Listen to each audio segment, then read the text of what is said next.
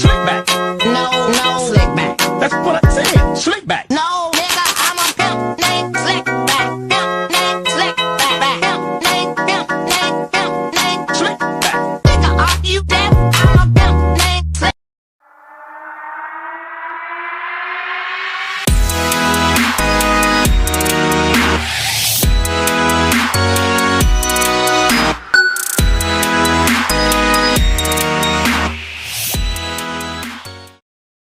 Assalamualaikum warahmatullahi wabarakatuh. Perkenalkan, nama saya Nur Faizah dari Prodi S1 Kebidanan semester 2 dengan NIM 12300-230-30. Nah, di sini saya akan menjelaskan mengenai suhu tubuh. Adapun poin-poin yang akan saya jelaskan adalah pengertian suhu tubuh, organ pengatur suhu tubuh, penjelasan sinyal suhu tubuh, faktor yang mempengaruhi suhu tubuh, dan yang terakhir mekanisme kehilangan panas pada tubuh. Ada 5 poin yang akan saya bahas pada kali ini, dan yang pertama adalah pengertian suhu tubuh. Nah, suhu tubuh adalah perbedaan antara jumlah panas yang diproduksi oleh proses tubuh dan jumlah panas yang hilang ke lingkungan luar. Adapun tempat pengukuran suhu tubuh diantaranya ada suhu inti, yaitu jaringan dalam relatif konstan seperti rektum, membran timpani, esofagus, arteri pulmoner, dan kandung kemih. Dan yang kedua, permukaan seperti kulit, aksila, dan oral. Rasa suhu mempunyai 2 submodalitas, yaitu rasa panas dan rasa dingin. Adapun faktor yang mempengaruhi suhu tubuh,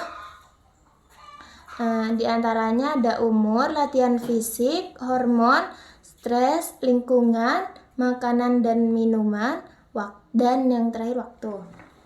Dan poin yang kedua adalah organ pengatur suhu tubuh.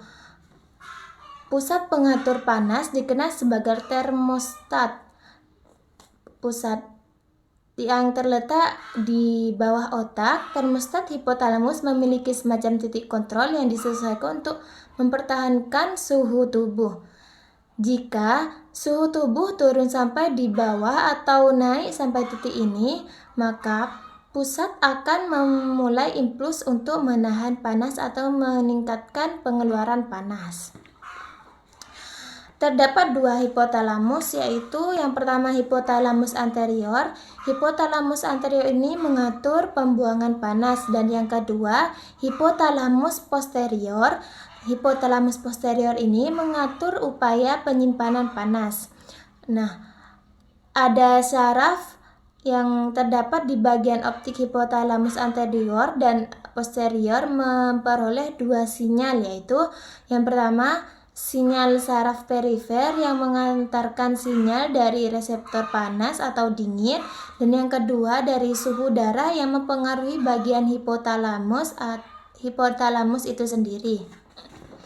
Nah, dan poin yang ketiga adalah penjalaran sinyal suhu tubuh. Penjalaran sinyal suhu tubuh. Sinyal suhu tubuh yang dibawa oleh reseptor pada kulit akan diteruskan ke dalam otak melalui jaras spinotalamikus atau mekanisme yang hampir sama dengan sensasi nyeri. Ketika sinyal suhu sampai di tingkat medula spinalis, sinyal akan menjalar dalam tractus Lissauer beberapa segmen di atas atau di bawah, dan selanjutnya akan berakhir terutama pada lamina 1, 2, dan 3 radix dorsalis. Setelah mengalami percabangan melalui 1 atau lebih neuron dalam medula spinalis, sinyal suhu selanjutnya akan dijalarkan ke serabut terma ascendens yang menyerang ke traktus. Sensorikan lateral, sisi berlawanan, dan yang berakhir di tingkat retilukar batang otak, dan kompleks ventrobasal talamus. Beberapa sinyal suhu pada kompleks ventrobasal akan diteruskan ke korteks somatosensorik. Nah, dan yang keempat adalah faktor yang mempengaruhi suhu tubuh. Faktor yang mempengaruhi suhu tubuh ada 6, yaitu yang tadi usia, aktivitas fisik atau olahraga, kadar hormon, irama sirkadian, stres, dan lingkungan. Biasanya pada bayi dan balita belum terjadi kematangan mekanisme pengaturan suhu sehingga dapat terjadi perubahan suhu yang drastis terhadap lingkungan. Regulasi tubuh mencapai kestabilitasan saat pubertas. Suhu normal akan terus menurun saat seorang mulai tua, dan pada dewasa tua memiliki kisaran tubuh yang lebih kecil dibandingkan dewasa muda. Aktivitas otot membutuhkan lebih banyak darah serta peningkatan pemecahan karbohidrat dan lemak. Berbagai bentuk olahraga meningkatkan metabolisme dan meningkatkan produksi panas sehingga terjadi peningkatan suhu tubuh. Umumnya pada wanita mekanisme fluktuasi suhu tubuh yang lebih besar. Hal ini dikarenakan adanya variasi hormonal saat siklus menstruasi. Perubahan suhu juga terjadi pada wanita saat menopause. Dan poin yang terakhir adalah mekanisme kehilangan panas pada tubuh. Ada 4 mekanisme kehilangan panas pada tubuh, yaitu radiasi, konduksi, evaporasi, dan konveksi.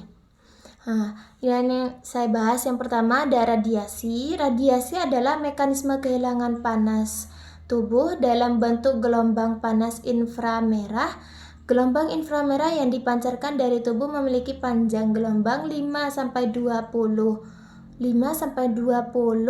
mikrometer. Tubuh manusia memancarkan gelombang panas ke segala penjuru tubuh.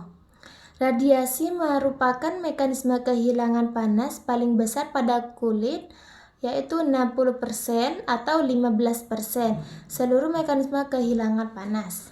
Yang kedua, konduksi. Konduksi adalah perpindahan panas akibat paparan langsung kulit dengan benda-benda yang ada di sekitar tubuh. Biasanya proses kehilangan panas dengan mekanisme konduksi yang sangat kecil. Dan yang terakhir, evaporasi. Evaporasi atau penguapan air dari kulit dapat memfasilitasi perpindahan panas tubuh.